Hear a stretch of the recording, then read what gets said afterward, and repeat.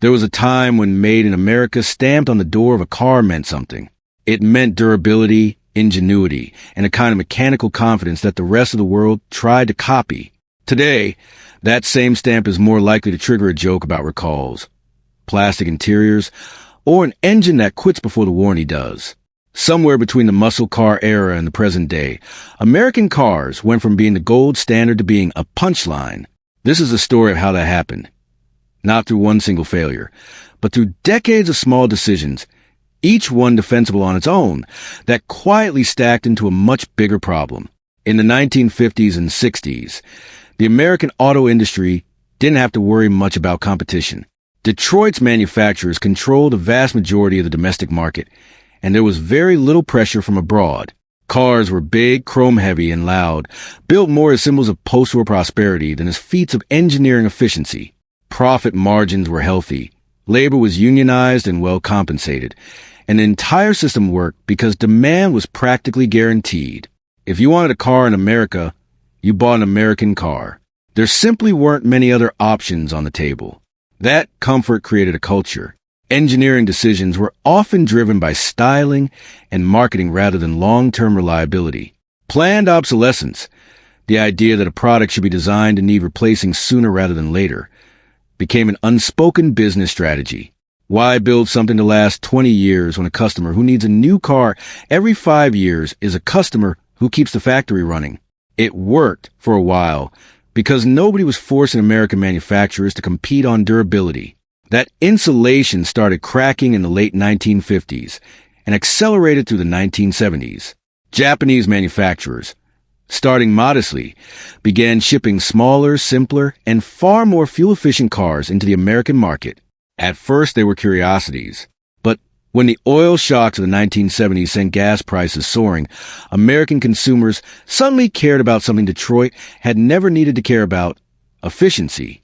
The big, comfortable land yachts that had defined American driving for decades became expensive to fuel, and the smaller, cheaper-to-run imports started looking very appealing. What really separated the new competitors, though, wasn't just fuel economy. It was build quality. Japanese manufacturers had adopted manufacturing philosophies focused on continuous improvement and rigorous quality control, refining their production lines obsessively to eliminate defects. American manufacturers, accustomed to a captive domestic audience, hadn't needed to obsess over those same details.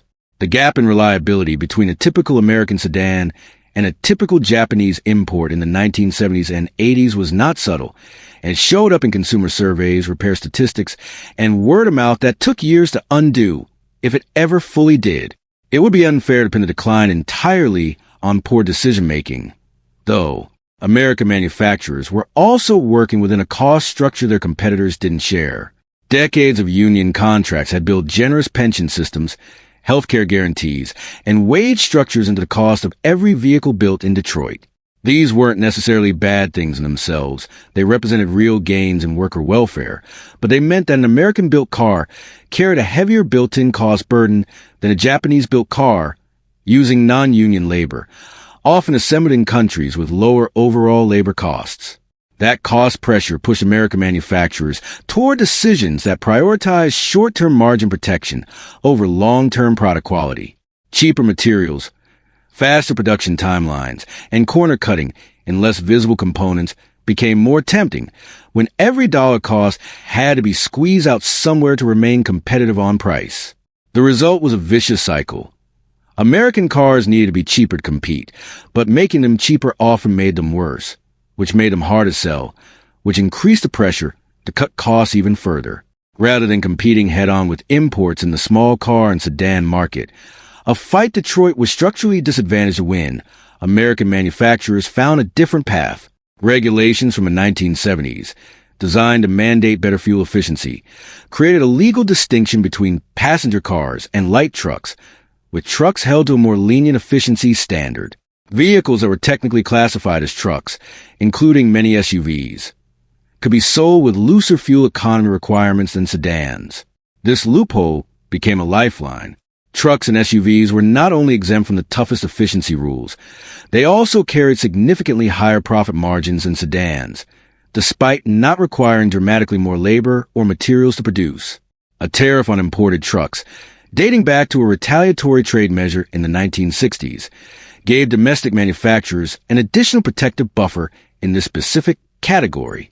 So Detroit did what made the most business sense in the short term. It doubled down on trucks and SUVs, marketed them aggressively as necessary, capable, and safe for nearly every kind of driver, and slowly ceded the sedan and compact car market to foreign competitors almost entirely. The consequence of that strategy is visible in showrooms today. Several of the largest American manufacturers have all but stopped producing traditional passenger cars in the U.S. market, focusing almost exclusively on trucks and SUVs, where the margins are better and the regulatory pressure is lighter. It was a profitable pivot. It was also a retreat from the part of the market where reputations for quality and innovation are typically built and tested most rigorously. Retreating into a profitable niche didn't solve the underlying reliability problem. It just relocated it. Recall statistics in recent years tell a blunt story.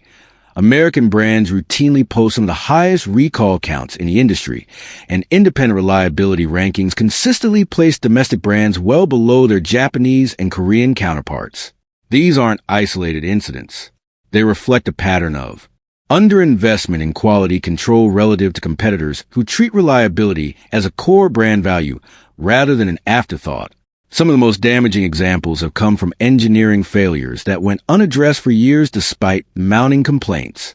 Engine problems affecting a wide range of full-size trucks and SUVs persist across multiple model years, generating tens of thousands of documented complaints, several crashes, and even vehicle fires before regulators force a response that internal investigations apparently hadn't.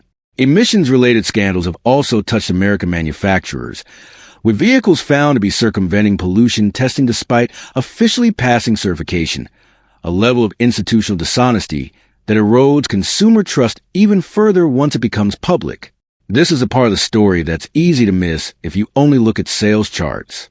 A manufacturer can post a great financial year, record profits, generous shareholder dividends, a well-compensated executive suite, while simultaneously cutting the workforce, closing assembly plants, and shipping out vehicles that customers are increasingly unhappy with. Financial success and product quality are not the same metric, and American auto manufacturers have, time and again, optimized aggressively for the former at the expense of the latter. Underneath all of these individual decisions is a more fundamental cultural pattern.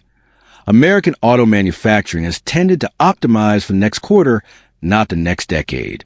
Quality control investments, R&D into next-generation technology, and long-term reliability engineering are all expensive and slow to pay off. Stock buybacks, dividend payouts, and short-term cost-cutting show up on a balance sheet almost immediately. When a public company's leadership is rewarded primarily for quarterly performance, the incentive to prioritize visible, fast financial wins over invisible, slow-building product excellence becomes very strong. This isn't a uniquely American problem in corporate behavior generally, but in the auto industry specifically, it has had outsized consequences because cars are products people rely on daily, for years, often with their safety on the line. A smartphone company can ship a flawed product and patch it with a software update. A car company that ships an engine with a structural flaw is looking at recalls, lawsuits, and years of reputational damage that can't be patched remotely. Meanwhile, companies with newer, less legacy-burdened structures have shown that a different approach is possible within the American market. Newer domestic manufacturers building exclusively around electric vehicles, without decades of union contracts, legacy retooling costs, or entrenched corporate habits to work around, have managed to build reputations for innovation that legacy manufacturers have struggled to match, even when those companies have their own well-documented quality issues. Their success suggests the constraint isn't something inherent to building cars in America. It's something specific to the institutional habits that build up inside the legacy manufacturers over the better part of a century. The most uncomfortable evidence of the decline shows up in categories where American manufacturers were supposed to have a built-in advantage. Trucks and SUVs were the one corner of the market where domestic brands had structured protection through tariffs and looser regulation. And yet, in recent years, a Japanese-built crossover SUV has outsold the iconic American pickup that had been the top-selling vehicle in the U.S. for decades. That's not just a sales statistic. It's a signal that even inside their own protected category, American manufacturers can no longer assume customer loyalty or trust by default. Buyers are comparing reliability and ownership costs across borders, even when buying the type of vehicle the system was practically designed to favor domestically. Electric vehicles tell a similar story. While some domestic brands hold respectable EV market share, they're being pressed from multiple directions. An American EV-focused company with first-mover advantage, an upstart electric truck manufacturer building a reputation in a category Detroit assumed it owned, and a wave of increasingly competitive and affordable EVs from Korean and Japanese manufacturers entering the market. Legacy American manufacturers, trying to retrofit decades-old assembly systems and labor agreements to build EVs profitably, are competing against companies that never had to retrofit anything in the first place. It's worth being precise about what "got bad" actually means here, because American cars aren't uniformly inferior in every respect. Many recent domestic vehicles perform well in crash safety testing, offer competitive technology features, and have passionate, loyal customer bases who genuinely love their trucks, muscle cars, or SUVs. The problem isn't that every American car is bad.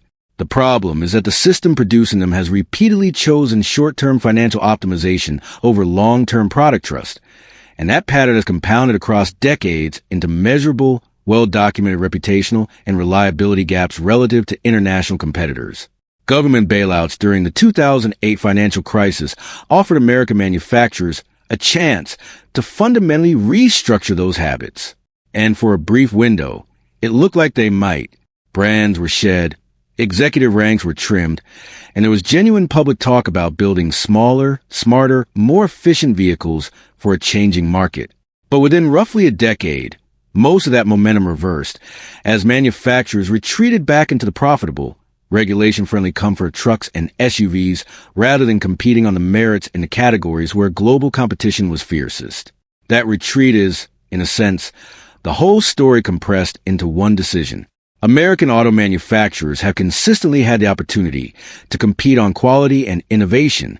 They've also consistently found a more comfortable, more profitable, less risky path that didn't require it.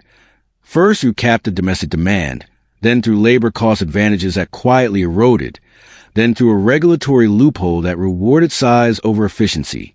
Each choice made sense within a single fiscal year. Stacked together across half a century, they produce an industry that the rest of the world stopped assuming was the best in the business, and that plenty of American consumers themselves no longer fully trust either. The badness, if you want to call it that, was never really about any single bad car. It was about an industry repeatedly choosing the easier, more profitable road whenever one was available, and discovering, usually too late, that quality, once lost, takes far longer to win back than it ever takes to lose.